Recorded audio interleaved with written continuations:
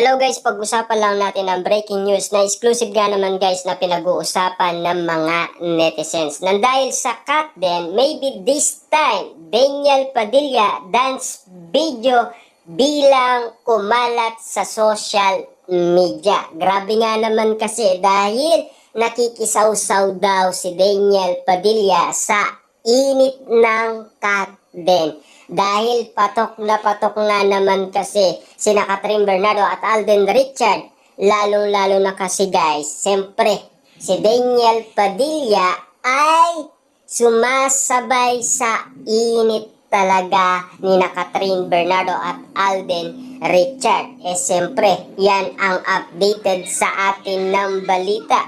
Kaya nga naman guys, ang sinasabi nila, tungkol nga naman kasi kay Daniel Padilla. Nang dahil nag-trending ang maybe this time version ni Catherine Bernardo at Alden Richard, aba, hindi nagpakabog ang mga fan ni Daniel Padilla, ha? May mga komento kasi na kesyo noong panahon ng Katniel ay hindi raw nagawang ilutin o iyakatin ni Catherine Bernardo ang ex-boyfriend na magsayaw, At siyempre, hindi pumayag ang mga fan ni Daniel at naglabas nga sila ng mga resibong sunod-sunod na mga video ang pinost nila na nagsasayaw nga ang Katniel noon.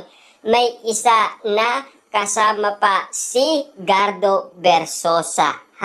Grabe nga naman guys, no? Talagang labanan sa init ng Katniel at sa init ng Kat din. Siyempre, kinumpara nga naman kasi ang pagsasayaw ni Catherine Bernardo at Alden Richard sa sayaw noon ni Daniel Padilla at Catherine Bernardo. At kitang-kita naman natin guys na in-update sa atin ng balita kung bakit nga naman kasi hindi daw inaalok ni Catherine Bernardo ang dati niyang ex-boyfriend na si Daniel Padilla na sumayaw sa harapan ng kanilang mga fans. Lalo-lalo na kitang-kita naman natin guys na patok nga naman kasi ang pagsasayaw ni Catherine Bernardo at Alden Richard. Anyway, para nga sa promo ng Hello Love Again, ang mga ganap sa Kat din ngayon at sabi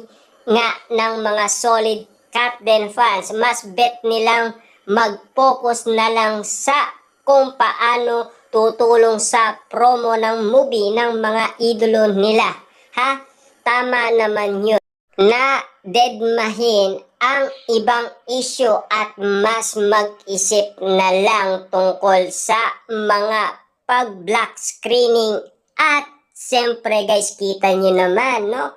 Mindset nga naman kasi guys ang iniisip ng mga Kat din fans kesa kung ano-anong mga issue nagsisilabasan sa lahat ng social media platform. Lalong-lalo na ang pagsasayaw umano ng Kat din na sina Catherine Bernardo at Alden Richard at yung pagsasayaw dati ng Katniel na sina Daniel Padilla at Catherine Bernardo ay ginawang big deal ng mga netizens. Kaya nga naman guys, tuloy-tuloy pa rin ang intriga at issue sa Katniel at sa Kat din. Grabe nga naman guys, patuloy nga naman kasing umiinit lahat ng balita na nasagap natin sa lahat ng social media platform. Lalong-lalo na kung merong pagkukumparang nagaganap umano kina Catherine Bernardo at Alden Richard. Lalong-lalo na kay Daniel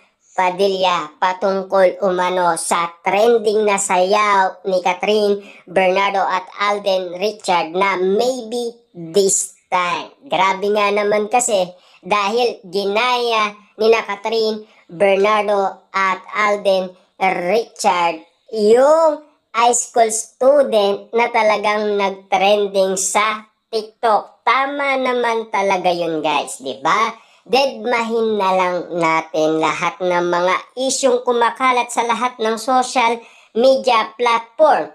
Pagbili ng mas maaga ng mga tiket ha, at ang kampo naman ni Daniel o ang mga supporters niya, mas maganda kung sa incognito na lang din nila ituon ang oras at atensyon nila para mas bongga, kaloka, hahaha. Yan kasi guys ang update sa atin ng balita na inulat sa atin ang mga bawat kaganapan, katulad na lang guys ng pagsasayaw ng Katden na sina Catherine Bernardo at Alden Richard sa pagsasayaw noon ng Katniel na sina Daniel Padilla at Catherine Bernardo, na kasama pa si Gardo Versosa na talagang patok na patok nga naman ito noon sa Katniel at sa mga netizens, dahil alam naman natin guys, ang bawat kaganapan ay pinagkakaguluhan